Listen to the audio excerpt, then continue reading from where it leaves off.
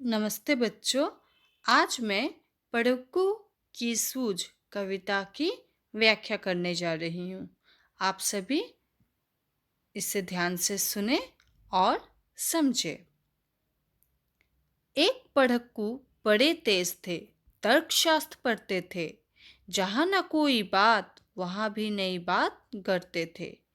एक रोज वे पड़े फिक्र में समझ नहीं कुछ पाए। बैल घूमता है कोलू में, कैसे बिना चलाए। कई दिनों तक रहे सोचते, मालिक बड़ा गजब है। सिखा बैल को रखा इसने, निश्चय कोई ढब है।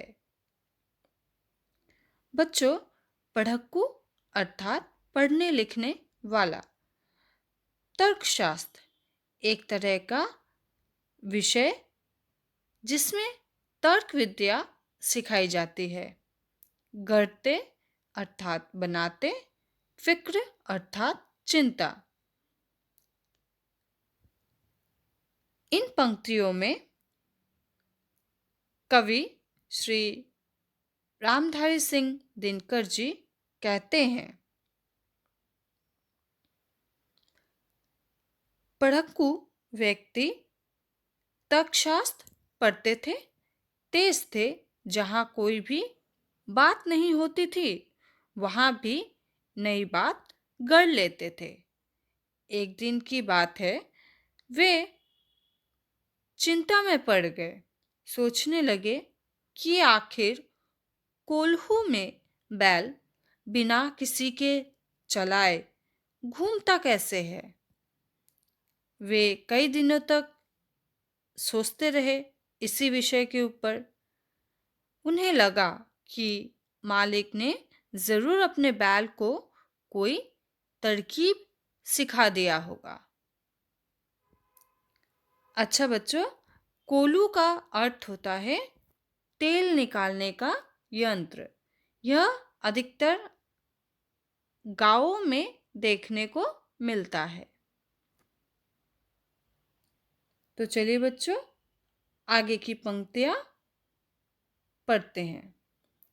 आखिर एक रोज मालिक से पूछा उसने ऐसे, अजी बिना देखे लेते तुम जान भेजिया कैसे। कोलू का यह बैल तुम्हारा चलता या अड़ता है, रहता है घूमता, खड़ा हो या पागुर करता है। मालिक ने यह कहा, अजी इसमें क्या बात बड़ी है, नहीं देखते क्या गर्दन में घंटी एक पड़ी है। बच्चों, भेद का अर्थ है रहस्य। अड़ता मतलब रुकना। पागुर अर्थात जुगाली करना। पागुर आप लोगों ने ध्यान दिया होगा, भेड़, बकरी, गाय, ऐसे जानवर हमेशा कुछ न कुछ चबाते रहते हैं। ये हर वक्त उनके चबाए जाने की आदत को ही पागुर करना कहलाया जाता है। पढ़क्कू से नहीं रहा गया। एक दिन बैल के मालिक के पास पहुंच गए और पूछने लगे, आखिर तुम कैसे जान जाते हो कि कोलू में बैल चल रहा है या रुका है, घूम रहा है या खड़ा है, या फिर जुगाली कर रहा है अर्थात पागुर कर रहा है। मालिक ने जवाब दिया, अरे भाई, इसमें कोई बात बड़ी तो है नहीं। क्या तुम देखते नहीं कि बैल के गर्दन में घंटी बंधी है। बस इसी से मैं समझ जाता हूँ कि बैल चल रहा है या रुका हुआ है।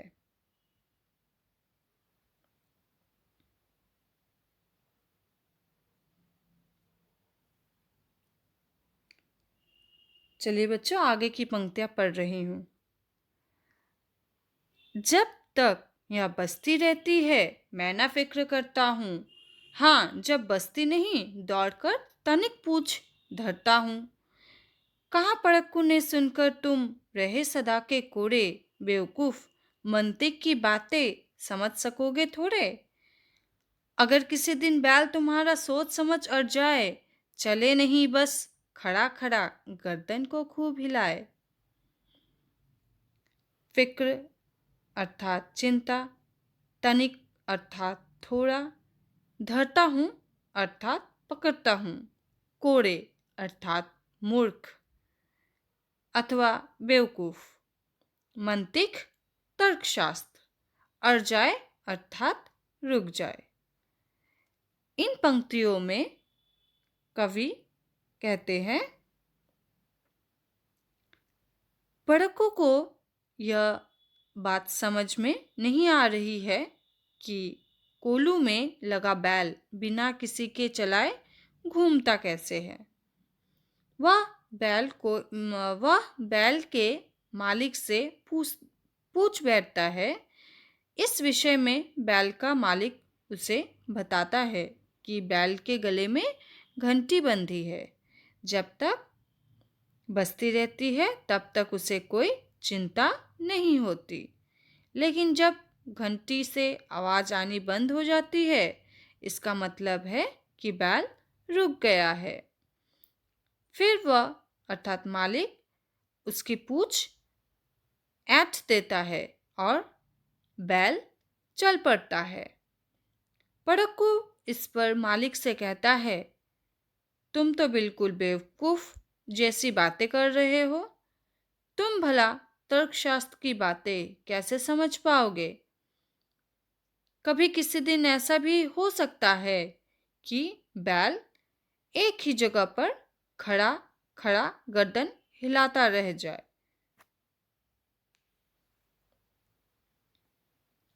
घंटी टुन टुन खूब बजेगी, तुम ना पास आओगे, मगर बूंद भर तेल सांझ तक भी क्या तुम पाओगे। मालिक थोड़ा हंसा और बोला कि पढ़क्कू जाओ, सीखा है यह ज्ञान जहाँ पर वहीं से फैलाओ। यहाँ सभी कुछ ठीक ठाक है, यह केवल माया है।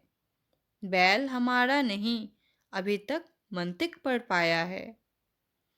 सांझ अर्थात शाम। इन पंक्तियों में कवि कहते हैं,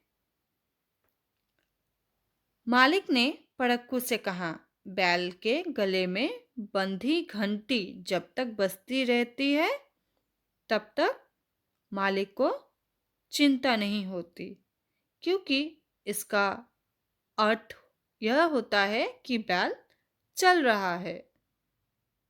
इस पर पढ़क्कू ने कहा, कभी किसी दिन ऐसा भी तो हो सकता है कि तुम्हारा बैल खड़ा खड़ा ही गर्दन हिलाता रह जाए।